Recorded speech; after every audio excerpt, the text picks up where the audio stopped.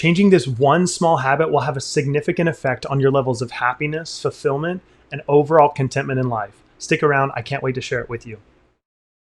Every day you get to decide how you show up in life. Every day you get to commit to the process of becoming who you've always said you'd be. For yourself, for those you love, and for the world. I'm here to come alongside you as we both lean in and never stop becoming. What's going on, everybody? My name is David Waldy, and I am honored that you're here with me today. We're going to be talking about this subject that so many people struggle with on a day-to-day basis. I know I do, I'm sure that you do, and I hope that through this video, I'm able to give you a couple of tools, strategies, and things that you can use as you move forward every single day to continue to become who you've been called to be. And that one thing that we're going to be focused on today is this thing called comparison. Now, you've probably heard the quote before in some varying capacity of comparison is the thief of joy. And most often when we're talking about comparison, we're talking about a specific context. Now, you can compare apples to apples and you can compare this thing to that thing. You compare, a lot of people do reviews and they'll compare one camera to another camera, or they compare one food to another food. But I'm talking about comparison when it comes to our day-to-day lives and how it shows up and how it affects us. A lot of times when we're talking about comparison, and we hear people talk about comparison, we're using an example where the context is you're looking at someone that has something that you don't. But I want to talk about the other side of comparison as well. Today I want to talk about not only that side where we look at other people, we compare ourselves, and we sometimes feel bad about our life and our situation and where we're at. But I also want to talk about that side where you're wanting more in your life. But whether it's this passive-aggressive voice or actual people, they come in and try and knock you down for wanting more because they are comparing to other people that might have less than you, or that you perceive to be less fortunate than you, or that they perceive to be less fortunate than you. And so there's this guilt that enters in where you start to feel, I should just be okay with what I have. I'm grateful for what I have. I'm blessed and I'm thankful, but I just look at them, look at their situation. They don't have anywhere near as much as I do. And how could I want more, right? So we're going to be breaking down both sides of the token for comparison today. And I don't know why I just had a really weird accent, both sides of comparison.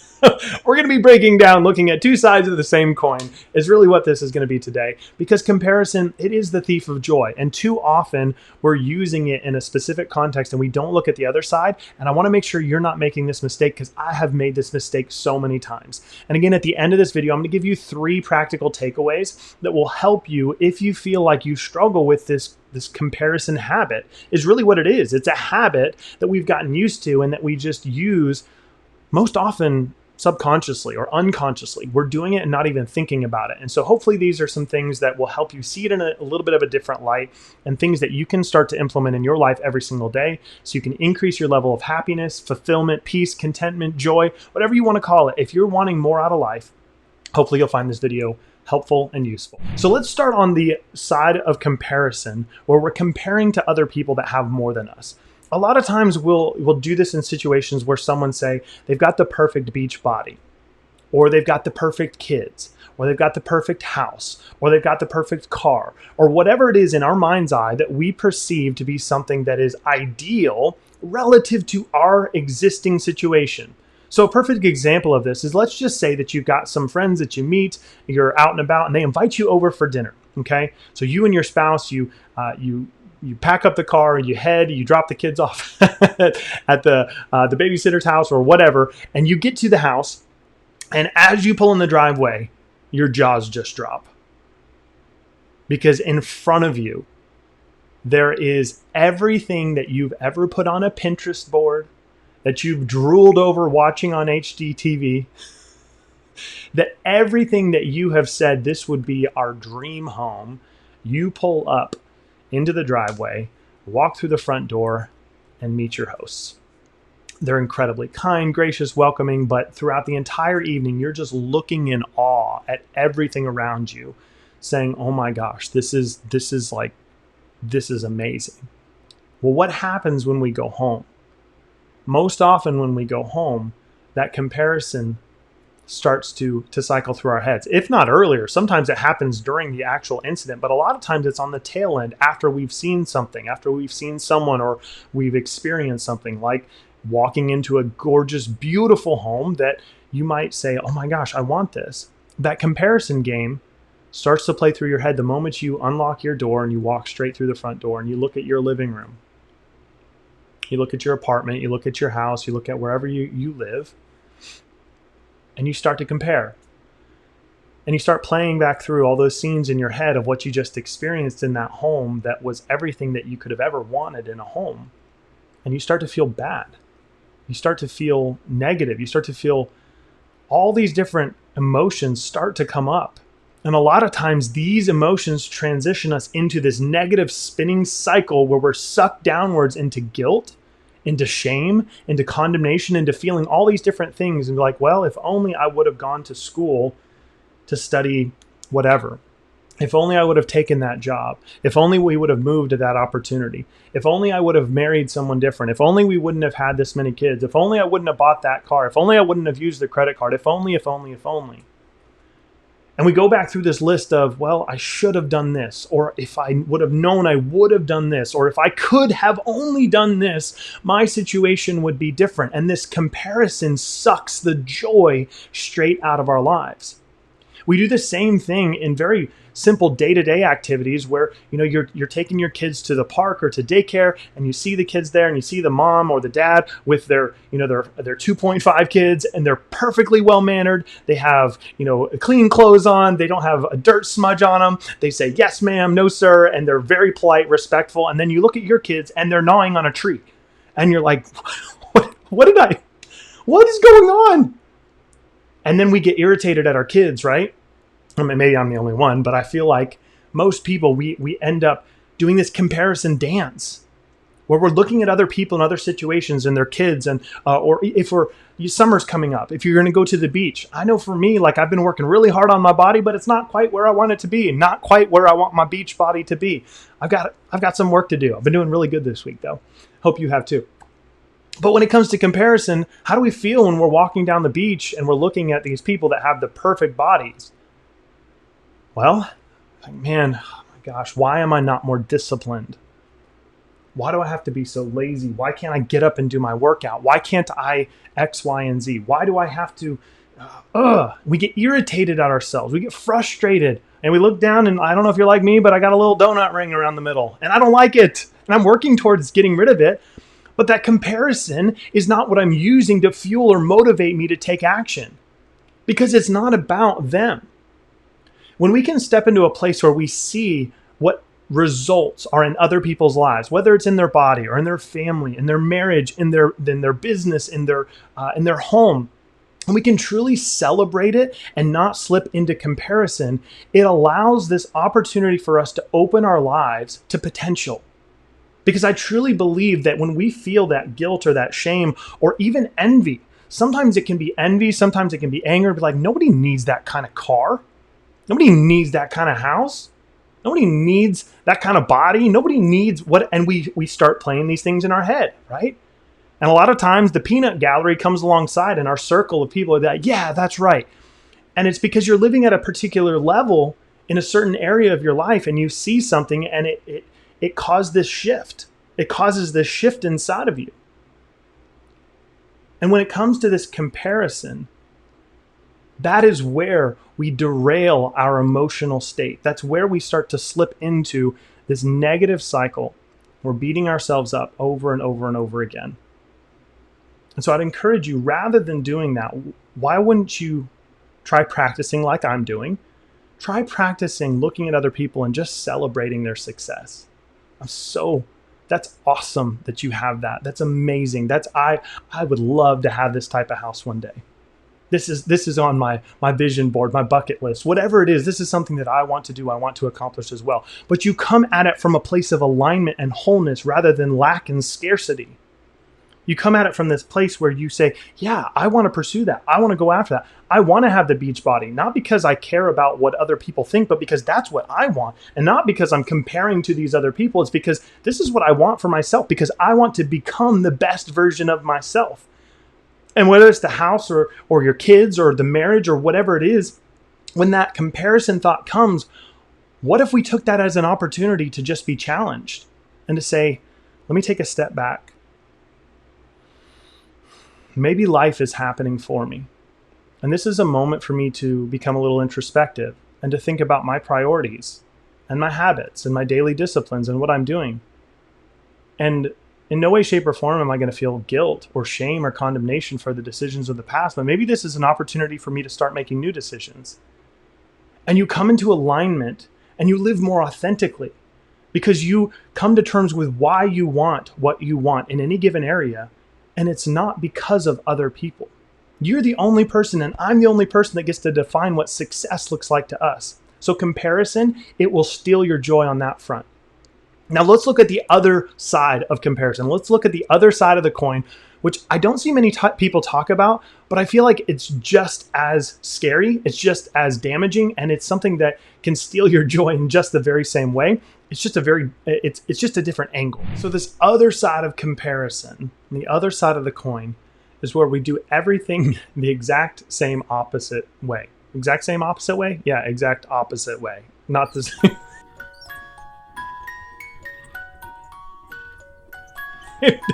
Exact opposite way. Where instead of looking at other people and feeling sometimes jealousy, envy, anger, resentment, guilt, shame, all those different types of things, we look at someone that maybe is less fortunate than us, or that has what we perceive to be a less fortunate circumstance in a number of different capacities. Maybe they're quote unquote fatter than you are. Maybe they don't have as much money as you do. Maybe they are struggling with their family dynamic. They've got a lot of divorce, or they've got a lot of drug use, or they've got, a lot of different situations that you perceive and that I might perceive as negative or bad. And we judge, right? Sometimes we judge those situations, and what ends up happening, this coin of comparison, if we want to call it that, is on this other side. Sometimes we look at other people and we judge them and we compare to feel a little bit better about ourselves. Now, maybe I'm the only one. Please let me know in the comments that I'm not. But I feel like so many of us struggle with this, where, we might look at someone on this side and say, well, I'm not as good as they are. I don't have what it takes, or, I can never have X, Y, and Z, but at least I'm not as bad as this. Have you ever said that to yourself? Have you ever had the peanut gallery or the people around you say, well, I know you're sick, but you're not that sick. Susie's in the hospital with cancer, and she just lost her husband, and both of our kids are going through rehab right now. So, it's not that bad. Or maybe a situation where you've said this to yourself, these passive aggressive thoughts. It's like, well, you want more, but think about all those other people that don't. Think about the people that live down the street. Think about those people that live in a different country, a different state, different province, different region. Think about those people that are just struggling to get water every single day. Think about those people that don't have any of the normal things that you have. Maybe show a little gratitude for what you do have, and let's get off our high horse, right? Now, maybe those words aren't exactly what you've said to yourself or you've heard other people say, but it's very common. It's this passive aggressive, is like, you can't want more because you already have a lot, relatively speaking, to the rest of the world. So it's you just need to calm your little self down, right? And too often we do this. We slip into this feeling of guilt for wanting more in our lives, even though we may be living in fullness of gratitude and abundance and feel that blessing and recognize and sense the blessing that we have in our lives. We still want more. Maybe we want more in our health. We want more in our finances. We want more in our families. We want more travel. We want more in our businesses, whatever it is. So often people are convinced that wanting more is a bad thing, and that it's tied to consumerism or materialism or greed. That's a big one. People think that it's tied to greed, and like, well, can't you just be happy with what you have? Yes, you can absolutely be happy with what you have and grateful for what you have, but it doesn't mean you can't want more. Because what I've found is that on both sides of this coin, comparison coin, if we're comparing, whatever the capacity it is that we're comparing, it strips us and robs us. It's that thief of joy in our lives. That if you're wanting more happiness, If you're wanting more contentment, more peace, more fulfillment, what I found is that the moment that I start to compare, I stop. And these are the 3 takeaways that I want for you today that hopefully you can use in your life. I'm using them in my life currently. I've been using them, and I found them to be incredibly useful, incredibly helpful. So number 1, when you feel that comparison and you're looking at someone, excuse me, when you're looking at someone, whether they're what you perceive to be ahead or behind you in any capacity, and you notice the emotion coming up or the feeling, right? I'm feeling superior to someone else, or I'm feeling inferior to someone else. That's your clue. That's your yellow flag. That's your indicator. So the moment that that feeling starts to rise, I want you to stop. I want you to pause. And what I want you to do is I want you to take 5 seconds. I want you to breathe in deep and exhale, and think of 3 things that you're grateful for. I know this sounds simple, and I don't remember who I learned this from, but it works really, really well. 3 things that you're grateful for. Because on either side, whether you're looking at someone and feeling that inferiority complex or superiority complex on either side, when we stop and we realign with gratitude, and for me, a lot of times what that looks like is something super simple. Say, God, thank you for this day and the breath in my lungs. I've been blessed with another day. Thank you for my beautiful family, for health. Thank you that I can feel right now, that I have hands and legs and I can move and breathe and do what I love and be a creator in this world and to serve other people. Something that simple. Breathe for 5 seconds and take 10 seconds. So this is a 15-second thing, 15-second hack that will cause you to pause for a moment and to go inside and to recognize how blessed you are. And if you're breathing, you're blessed. If you're breathing, you have a reason to be grateful, right? So that's the first thing, is to pause, to stop. That's step number 1. Step number 2 is to ask yourself why. Ask yourself why. Why are you feeling inferior, or why are you feeling superior? And what I would encourage you to do is, sometimes this has to happen much later after the fact. I love to journal at nighttime. Sometimes I journal in the morning, but I never saw the value in journaling until I understood asking these types of questions. Because if you're like me, this habit is something that it shows up a lot. And so if we use the question why, and we ask ourselves why we're feeling those feelings, it enables us to map it out. And what I would encourage you to do is to be honest. Why do you feel inferior? Why do you want that thing? Why do you feel superior? Why do you feel like you're better? And to write it down. When we write out our thoughts, it allows us to be fully vulnerable, real, and authentic. You don't have to share it with anyone. It's for you. And there's a part of us that sometimes I think we forget, that is the version of us that we are actually leaning into every single day. One of my favorite phrases is never stop becoming. And we are in this journey, this process of becoming who we've been called to be, the very best versions of ourselves. And that is a lifelong process. But if we never stop becoming and we focus on 1% incremental increase every single day, we will start to align more and more and more with that version of us that we always said we would be.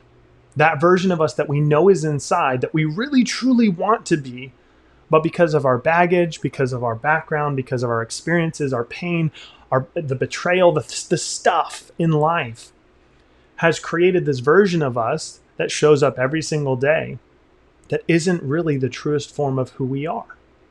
And so when we ask ourselves why, it allows us to be vulnerable and authentic with ourselves, not for guilt, not for shame, not because you're wanting to feel these negative things and to beat yourself up. No, it's to be honest and to disassociate the emotion from the situation and say, you know what? I feel inferior because I feel like, our house isn't good enough. Okay? Ask yourself, why doesn't it feel good enough? And why do you want a change? Why do you want that car? Why do you want that body? Why do you want your kids to be like that? When we ask the question why, when we're dealing with the inferiority side, It's so powerful because it allows us to further understand what we really want. And that's one of the biggest struggles that people have, that we all have, is when someone says, well, what do you want? Well, I don't know. I don't, I'm trying to figure it out. The comparison is not just something that can steal your joy. It's a gift. It's an opportunity for you to go deeper inside of yourself and to ask yourself why.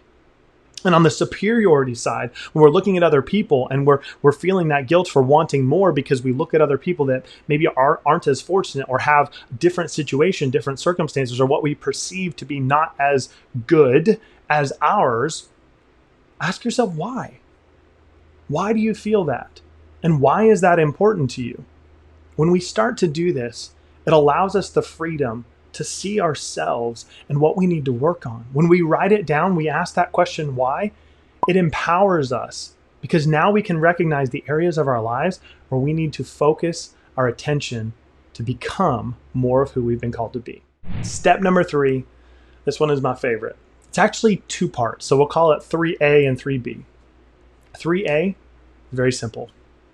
Bless them. Bless them. What do I mean by that? See, too often in life we go around and you see the road rage and the throwing up the middle fingers and everybody's angry and people cutting each other off, and there's a lot of stuff, right? But I believe that we can be the change in the world. And blessing someone doesn't require an actual interaction. It just means in your internal state, you bless them. And that could be just saying something encouraging, praying for them, saying something under your breath, just blessing them. And whatever your beliefs are, whatever that looks like, and whatever your background is, you can bless someone simply by the energy that you carry inside of you and your emotional response by your belief system. So our beliefs lead to our thoughts, which lead to our emotions, which lead to our actions and create our results. And so if we have this feeling of, okay, I'm feeling the comparison, when I get home tonight, I'm going to write out why. But right now in this moment, number 3, I know I need to bless them. Say, I love your home. It is amazing and beautiful and just absolutely incredible. Hey man, I love your car. That is an awesome car. Hey mom, I just wanted to tell you that your kiddos, they're so well behaved and well mannered. It's a blessing, and it's inspiring to me because I want to become a better parent. It seems like you might have some stuff figured out that I don't. Or with your spouse, with your kids, there's so many different circumstances and situations in which this is applicable. But bless them and receive it as a gift, that opportunity. And on the other side as well, we're talking on the inferiority side, on the superiority side of comparison. When you look at other people that are less fortunate, bless them. Do what you can to bless them, whether that is actually physically blessing them by giving them something, or you're helping them in some capacity, or being a better neighbor in whatever way you can, or just blessing them in a spiritual sense as you go throughout your day. Speaking encouragement, kindness, love into their life. See, at the end of the day, all of this, 1, 2, and 3, it comes down to this thing that I call fierce empathy. And fierce empathy is where we are committed to the process of becoming by being open to the outside stimuli. And what I mean by outside stimuli is that the things that happen to us, you've probably heard this before. It's not about what happens to us. It's about how we respond. And so when we take the time to look at what's happening in our lives, and we come into alignment, and we take it and we ask ourselves why, and we become introspective, and we realize that life is happening for us, as Tony Robbins would say. Life is happening for you. I believe that God is causing things to work together in your life for a very specific set of reasons, because he wants you to become everything he's created you to be. That's what I believe. Whatever you believe, I want you to know that you have the power to respond when life throws you things, and it's an indication that, and an opportunity to change. It's an opportunity to decide what you're going to change, commit to the process, and become. So I say decide, commit, become. And so at the end of this, I hope that you guys find, I forgot, sorry, 3A was bless them. 3B, we forgot 3B. We could call it number 4, but it could be 3B. 3B is accountability. 3B is accountability. When you can bless someone and then you tie in accountability. What I mean by accountability is this, is that if it's something that you desire and you're wanting more in any capacity and you feel comparison to slip in, I want you to hold yourself accountable and potentially find someone or something that can hold you accountable to the goal that you establish based on what comparison brought to light for you. If you have looked at, say you see someone that drives a specific car, or their family is a certain way, or you see to a husband and a wife interacting a certain way, or you see kids interacting a certain way, or whatever it is, you see a situation where you're like, I want more of that in my life, and you feel that comparison, it's an opportunity for you to draw it down or write it down on paper, on purpose, and say, this is what I want more of in my life. Not because I'm comparing, not because I'm saying that I want to be as good as the Joneses or whoever, right? Is because you know that that will bring a deeper level of happiness, joy, fulfillment, peace in your family, in your home, in your life, in your business, and everything that you're doing. And so it becomes a goal that you write down. Say, I'm going to commit to doing X, Y, and Z to improve this area in my life. That's why accountability is so important. Thanks so much for spending a little time with me today. If you found this video useful, please consider subscribing. And if you want to continue the conversation, please engage in the comments. I love carrying on the conversation. I'd love to know your thoughts. I'd love to know what your favorite part was about this, if you found it useful. And as always, stay blessed, my friend. Never stop becoming. I'll see you soon.